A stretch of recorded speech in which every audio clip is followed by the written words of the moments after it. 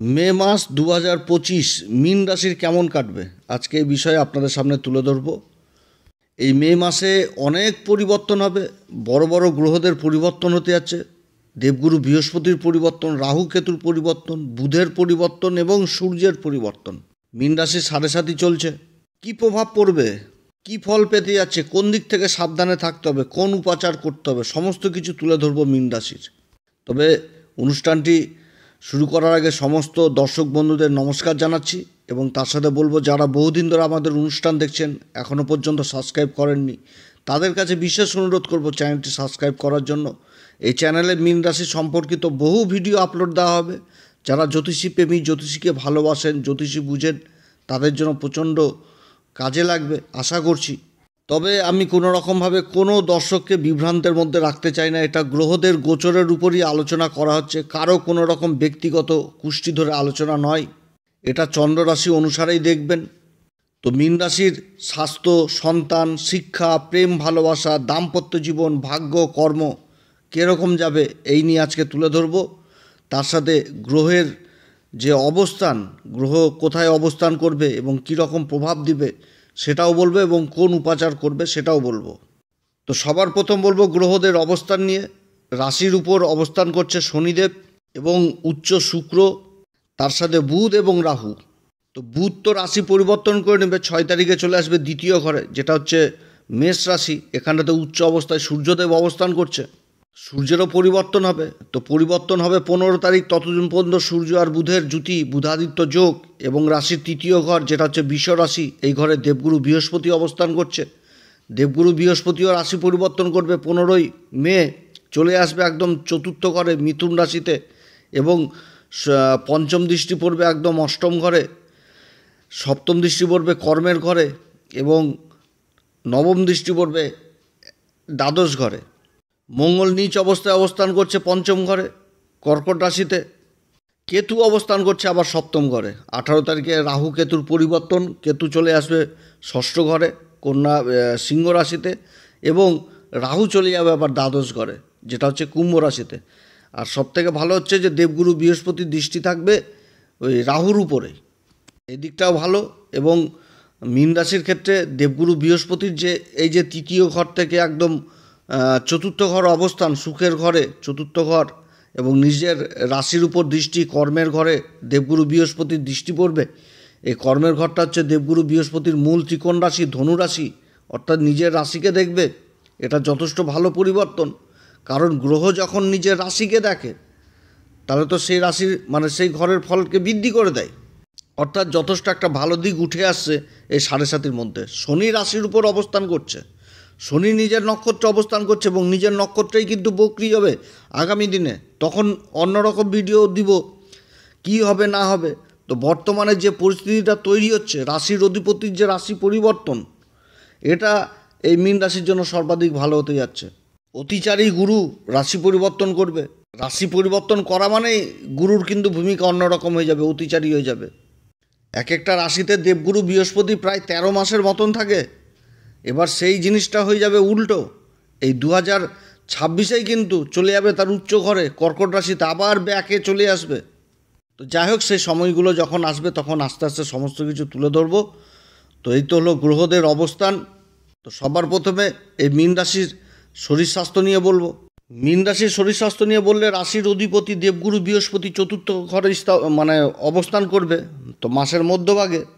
আর অতদিনে তো মঙ্গল চলে আসছে, এই পঞ্চম ঘরে অবস্থান করছে নীচ অবস্থায়, এবং যে নক্ষত্র মঙ্গল থাকছে সেটা হচ্ছে শনির নক্ষত্র, 13 তারিখ পর্যন্ত থাকবে।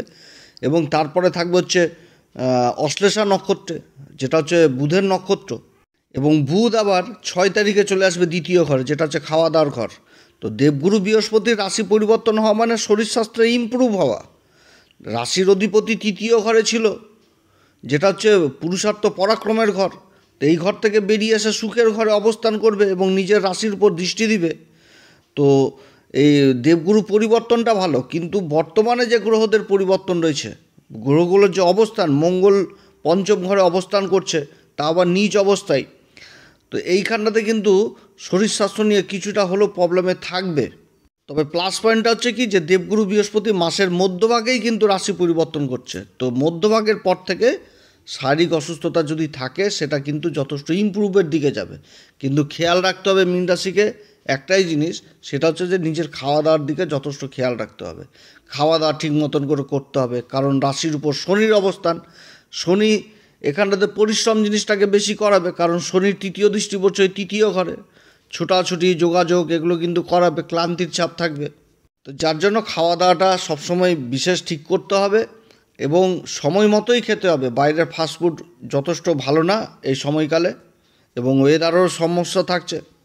আর তার সাথে বলবো হচ্ছে যাদের অস্থিজনিত সমস্যা রয়েছে, অস্থিজনিত সমস্যা, দাঁতের সমস্যা, ত্বকের সমস্যা, চোখের সমস্যা, এগুলোও কিন্তু থাকবে।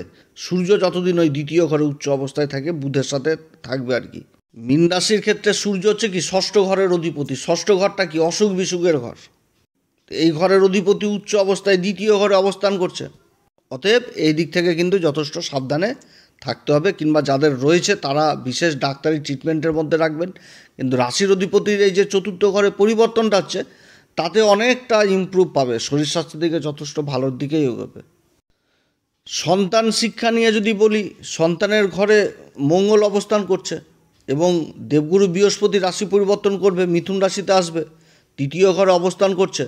এবং যে নক্ষত্র, সেই নক্ষত্রটা হচ্ছে কি মৃগশিরা নক্ষত্র। মৃগশিরা নক্ষত্রের অধিপতি হচ্ছে মঙ্গল, কিন্তু মৃগশিরা নক্ষত্রের অধিপতি দেবতা হচ্ছে চন্দ্রমা, সোম। যে রস পান করে দেবতারা নিজেদের যৌবনকে অটুট রাখার জন্য, শক্তিশালী হওয়ার জন্য, সোম যেটা হচ্ছে চন্দ্রমা অধিপতি, এই নক্ষত্রে অবস্থান করছে দেবগুরু বৃহস্পতি এবং পরিবর্তনও করে চতুর্থ ঘরে আসবে। আর অপর দিকে হচ্ছে মঙ্গল। মঙ্গল আবার অশ্লের সাথে ঢুকবে, জেদের নক্ষত্র। তো পড়াশোনায় যদি ঊর্জাটাকে নিজের জেদের মধ্যে লাগিয়ে দেয় যে হ্যাঁ আমি পড়বো, আমি করব, আমি পারবো করতে, পড়াশোনার মধ্যে যদি সেই অ্যাটিটিউডটা চলে আসে তো অনেক দূরে এগোবে। এবং তার সাথে যারা উচ্চশিক্ষার সাথে জড়িত রয়েছেন, যেরকম কেউ মেডিকেলেই রয়েছেন, রক্তজনিত নিয়ে কোনো একটা রক্তের উপর রিসার্চ করছেন বা রক্তের উপর গবেষণা করছেন, বা ডাক্তারি লাইন রক্ত নিয়েই পড়াশোনা করছেন, তাদের জন্য যথেষ্ট ভালো হবে। এছাড়া ভূমি সংক্রান্তের উপর যারা পড়াশোনা করছেন যথেষ্ট ভালো। উচ্চশিক্ষার জন্য যেরকম ভালো, সেরকম প্রাথমিক শিক্ষার্থীদের জন্য যথেষ্ট ভালো। এবং দেবগুরু বৃহস্পতির রাশি পরিবর্তন হয়ে যাওয়া মানে শিক্ষার দিক থেকেও যথেষ্ট উন্নতি হবে, কারণ দেবগুরু বৃহস্পতি স্বয়ং হচ্ছে শিক্ষার কারক, জ্ঞানের ভাণ্ডার। যার জ্ঞানের আলোতে অন্ধকার দূর হয়ে যায়, কর্মের ঘরে পড়ছে। চতুর্থ ঘর থেকে কর্মের ঘরে সপ্তম দৃষ্টি পড়ছে। পঞ্চম দৃষ্টি পড়ছে কি, পঞ্চম দৃষ্টি পড়ছে একদম অষ্টম ঘরে, গভীর জ্ঞানের ঘরে। এবং নবম দৃষ্টি পড়ছে একদম দ্বাদশ ঘরে, অর্থাৎ বিদেশে যাওয়ারও প্রবল সম্ভাবনা থাকছে এই দেবগুরু বৃহস্পতির পরিবর্তনে এই মীন রাশির ক্ষেত্রে। তবে এটাও ঠিক যে 7.5 চলছে, শনি তো বাধা দিবে, নিজের নক্ষত্রে অবস্থান করছে। নিজের নক্ষত্রে অবস্থান করলে এমনিতে গ্রহ পাওয়ারফুল হয়ে যায়। এবার শনি হচ্ছে কি মীন রাশির ক্ষেত্রে কর্মের লাভের ঘর এবং দ্বাদশ ঘরের অধিপতি হয়ে রাশির উপর অবস্থান করছে। রাশিটা মীন রাশি, গুরুর রাশিতে অবস্থান, বিদেশ সংক্রান্ত কাজগুলো যথেষ্ট করাবে। আর গুরুর রাশিতে শনি যথেষ্ট ভালো ফল দেয়, কারণ গুরুর নক্ষত্রের পরেই কিন্তু শনির নক্ষত্র শুরু হয়।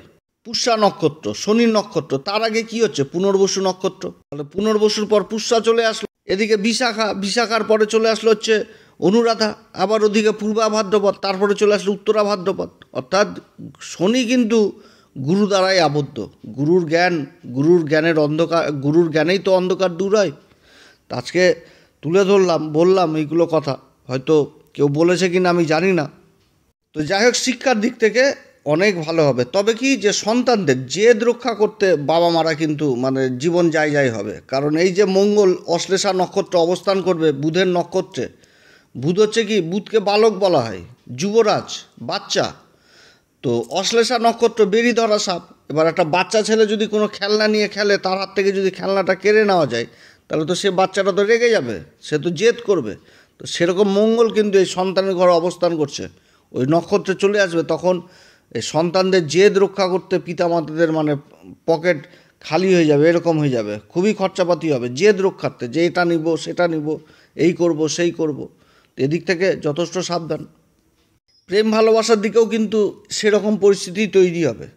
প্রেম ভালোবাসা নিয়ে যদি বলি, তো মীন রাশির প্রেম ভালোবাসা এই মাসে কিন্তু ওরকমই দেখাচ্ছে। নিজের জেদের পূরণ, একটা বিপরীত পরিস্থিতি তৈরি হয়ে যাবে বন্ধু বান্ধবদের মধ্যে, ইগোর ব্যাপার চলে আসবে, এর মুখ দেখবে না, ওর মুখ দেখবে না, এরকম হয়ে যাবে। আবার দেবগুরু বৃহস্পতি যখনই চতুর্থ ঘরে আসবে, সুখের ঘরে আসবে, বন্ধু বান্ধবদের ঘরে আসবে, তখন আবার মিল মহব্বত সবই হবে। মানে একদিকে অশান্তি গণ্ডগোল হবে, আবার গণ্ডগোল অশান্তির সমাধানও হবে, এটাও হবে। তবে প্রেম ভালোবাসা যে শুধু বন্ধু বান্ধবদের মধ্যে হয় সেটাও না, পিতামাতার উপরে তো এই জায়গাটা নাই। পিতামাতাই হচ্ছে সবথেকে জীবনের বড় প্রেম ভালোবাসার জায়গা। তো এইখানটাতেও সন্তানদের ওই একই রকম গতি থাকবে, হবে, ভালো হবে, আবার খারাপ হবে, আবার ভালো হবে। দাম্পত্য জীবন নিয়ে যদি বলি, বিবাহিত জীবন নিয়ে, এই যে কেতু যে এতদিন ধরে অবস্থান করছিল মীন রাশিতে, কেতু সপ্তম ঘরে কোনোভাবেই ভালো না। যে নক্ষত্রে অবস্থান করছিল, সূর্যের নক্ষত্র উত্তরা ফাল্গুনী নক্ষত্রে অবস্থান করছে, এবং কেতু এবার সরে চলে আসবে ষষ্ঠ ঘরে, আর রাহু চলে যাবে। তো একটা মীন রাশির দাম্পত্য জীবন কোনো ভিডিওতেই আমি বলিনি যে ভালো, কারণ একটা ভ্রমের পরিবেশ তৈরি করে দেবে। আর সপ্তম ঘরে কেতু থাকা মানে বিবাহিত জীবনকে তছনছ করে দেয়, বুঝতেই পারে না যে কি হচ্ছে না হচ্ছে। বিবাহিত জীবন এরকম হয়ে যায়, পস্তাতে হয় যে আমি কাজ করে দেওয়ার পর পস্তানো লাগে যে আমি এটা করলাম কেন, এরকম মনোভাব হয়ে যায় এই কেতুর অবস্থানে। তবে প্লাস পয়েন্ট ছিল দেবগুরু বৃহস্পতির রাশির অধিপতি দৃষ্টি পড়ছিল, সমস্যা হচ্ছিল, সমাধান হচ্ছিল, কিন্তু হচ্ছিল তো বটে, ফেস তো করছিল মীন রাশি। আগে তো সমস্যা তৈরি হচ্ছিল, তারপরে না হয় সমাধান, কিন্তু হচ্ছিল। আর রাশির উপর রাহু, এবার কেতু জিনিসটা কী হয়, রাহুর ব্যালেন্স কিন্তু কেতুই করে, তবে কি বিপরীতে। তো এখন দাম্পত্য জীবনে কেতু থাকা মানে ওই রাহুর কিন্তু ব্যালেন্স কেতুই করবে। এবার কেতুর উপর দেবগুরু বৃহস্পতি দৃষ্টি পড়ছে, যার জন্য অশান্তি গণ্ডগোল হচ্ছিল, তার মীমাংসা হচ্ছিল। এবার যাদের জন্মকুষ্ঠিতে স্বয়ং যদি কেতুই খারাপ থাকে, তাহলে তা আরও মানে ভস্যে ঘি ঢালার মতন কাজ করছিল। তো এবার কেতু সরে যাচ্ছে দাম্পত্য জীবন থেকে, এই জায়গা থেকে সরে ষষ্ঠ ঘরে চলে আসবে, অনেকটা রিলিফ পাবে দাম্পত্য জীবনে। শনি থাকবে, শনির দৃষ্টি থাকবে এই দাম্পত্যের ঘরে, যেটা হচ্ছে কন্যা রাশি, মিত্র ঘর। তো যাই হোক, সে সময় আলাদা আলোচনা করব। তবে এই মুহূর্তে যেটা বুঝতে পারছি, অনেক দিক থেকে ভালো দাম্পত্য জীবন। 15 তারিখের পর থেকে অনেক, 18 তারিখের পর থেকে যথেষ্ট ভালো হতে থাকবে। 15 তারিখের পর থেকেও ভালো হবে, 18 তারিখের পর থেকেও ভালো হবে, কারণ কেন্দ্রের সম্পর্ক হয়ে যাবে গুরুর সাথে কেতুর।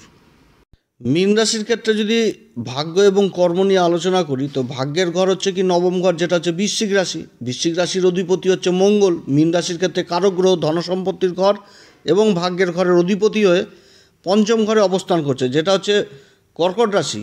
এখানটাতে মঙ্গল নীচ অবস্থায়, কিন্তু ত্রিকোণের অধিপতি, তো এক ত্রিকোণের অধিপতি আর এক ত্রিকোণে অবস্থান করছে, এবং মঙ্গলের নক্ষত্র মৃগশিরাতেই আবার রাশির অধিপতি অবস্থান করছে। রাশির অধিপতি আবার 15 তারিখে আবার রাশি পরিবর্তন করছে, এবং যে নক্ষত্র সেটা হচ্ছে মৃগশিরা নক্ষত্র। মৃগশিরা নক্ষত্র মঙ্গলের নক্ষত্র, অধিপতি দেবতা চন্দ্রদেব। আগে বললাম সোম, যে রস পান করে দেবতারা শক্তিশালী, নিজের যৌবনকে অটুট রাখে। তো এই জিনিসটা হয়ে গেছে, অর্থাৎ এখানটাতে চন্দ্রমা যেরকম বল পাচ্ছে সেরকম মঙ্গলও বল পাচ্ছে, এবং মঙ্গল হচ্ছে ধনসম্পত্তির ঘর এবং ভাগ্যের ঘরের অধিপতি। তো যাই হোক, এই মাসে কিন্তু ভাগ্যের সঙ্গটা যথেষ্ট ভালো পাবে, এবং সবথেকে বেশি ভালো পাবে মাসের মধ্যভাগ থেকে, যখনই রাশির অধিপতি এই চতুর্থ ঘরে অবস্থান করবে এবং কর্মের ঘরে দৃষ্টি পড়বে, অর্থাৎ কর্মক্ষেত্রে যথেষ্ট উন্নতির যোগ রয়েছে। এবার রাশির উপর উচ্চ শুক্র অবস্থান করছে, তার সাথে আবার শনি অবস্থান করছে। তো শনি যে নক্ষত্র অবস্থান করছে সেটা হচ্ছে উত্তরা ভাদ্রপদ নক্ষত্র, এবং তৃতীয় দৃষ্টি পড়বে শনির, যেটা হচ্ছে তৃতীয় ঘর, যোগাযোগের ঘর, কাগজপত্রের ঘর। আর উত্তরা ভাদ্রপদ নক্ষত্র সম্পর্কে বহু কিছু আলোচনা করেছি এর আগে, এটা হিসাবের ঘর। উত্তরা ভাদ্রপদে আসা মানে হিসাব, ম্যাথামেটিক্স, অঙ্ক। অর্থাৎ শনি এখানটাতে যেরকম কাজকে ধীরে করবে, সেরকম আবার হিসাব জিনিসটাও বুঝাবে, যে তুমি যে কাজটা করতে আছো তার হিসাব করো, আগে আয় ব্যয়ের হিসাব করো, তারপর কর্মে লেগে পড়ো, যথেষ্ট ভাগ্যের সঙ্গও পাবে, কর্মে উন্নতি থাকবে। দেবগুরু বৃহস্পতির কর্মের ঘরে, রাশির অধিপতি কর্মের ঘরকে দেখছে, নিজের ঘরকে দেখছে, অবশ্যই কর্মে উন্নতি থাকবে। কিন্তু কখন, যখন বেশি করে এই সিস্টেমে চলবে, কারণ রাশির উপর তো আবার শনি অবস্থান করছে। যে কোনো কাজেই ধীরগতি নিয়ে আসবে, যে কোনো কাজেই ধৈর্য সহকারে করতে হবে, এটাই তো বুঝাচ্ছে। তো যাই হোক, সব দিক থেকে ভালো দেখা দিচ্ছে মীন রাশির এই সময়কালে, এবং পরবর্তী সময়কালে যখন গ্রহগুলো আরও পরিবর্তন হবে, তখন আরও খুব ভালো ফল পেতে যাচ্ছে। মনের জোর হারালে চলবে না, কারণ রাশির উপর শনি অবস্থান করছে। 7.5 প্রত্যেকটা রাশিই ভোগ করবে। মীন রাশি করছে, এরপরে মেষ রাশি করছে, তারপরে আবার বৃষ রাশি করবে, প্রত্যেকের জীবনে আসবে। শনি তো বাধা দিবেই, এটা তো এখন কর্মফল দাতা, ন্যায়ের দেবতা, ন্যায় তো বিচার করবেই। এর মধ্যেও যে দেবগুরু বৃহস্পতির এত সুন্দর অবস্থান, যেটাতে যথেষ্ট আশীর্বাদ লাভ করবে দেবগুরু বৃহস্পতির, এই মীন রাশি যথেষ্ট আশীর্বাদ পাবে। তো যাই হোক, মে মাসটা এরকমই দেখা যাচ্ছে, খুবই ভালো হতে যাচ্ছে মীন রাশির। এই সময়কালে কোন উপাচার করবে? প্রত্যেক দিন হনুমান চল্লিশা, বজরংবাণ, শ্রীরাম সীতার প্রণাম মন্ত্র সহকারে পাঠ করতে হবে। এবং তার সাথে যারা গুরুর দীক্ষা নেননি, অবশ্যই গুরুর দীক্ষা নেবেন। এবং ষষ্ঠপতি সূর্যের অবশ্যই উপাসনা করবেন, সূর্যদেবকে অর্ঘ্য দিবেন, পিতার আশীর্বাদ নেবেন। তার সাথে শনিবার করে ভুল করেও সরিষার তেল, লোহার বস্তু, তারপরে চামড়ার বস্তু, এই সমস্ত জিনিস ক্রয় করে নিয়ে আসবেন না। পারলে এই সমস্ত জিনিসকে দান করবেন। এবং যারা গরিব মানুষ, যারা রাস্তাঘাট ঝাড়ঝাঁটা দেয়, এই সমস্ত যারা লোক অর্থের অভাবে কোনো কিছু করতে পারেন না, তাদের কিছু সাহায্য করলেন, যথেষ্ট ভালো ফল পাবেন। যে দেবালয় অন্ধকারে পড়ে রয়েছে সেই দেবালয়ে আলো জ্বালানোর ব্যবস্থা করেন। যে মণ্ডপগুলোতে পরিষ্কার হয় না, পরিষ্কার নাই, অপরিষ্কার, সেই সমস্ত মন্দিরগুলোকে পরিষ্কার করার চেষ্টা করুন। ধর্মের দিকে নিজেকে নিয়ে যান, যথেষ্ট ভালো ফল পাবে মীন রাশি। তো যাই হোক, অনেক কথা আলোচনা করলাম। যদি এই পরামর্শ সত্যিই ভালো লাগে তাহলে অবশ্যই অ্যাস্ট্রো এস এম বাংলা চ্যানেলকে নিজের ভেবে সাবস্ক্রাইব করবেন। আপনারা সবাই ভালো থাকেন। এরপরে আবার আসবো নতুন পর্ব নিয়ে। নমস্কার, ধন্যবাদ।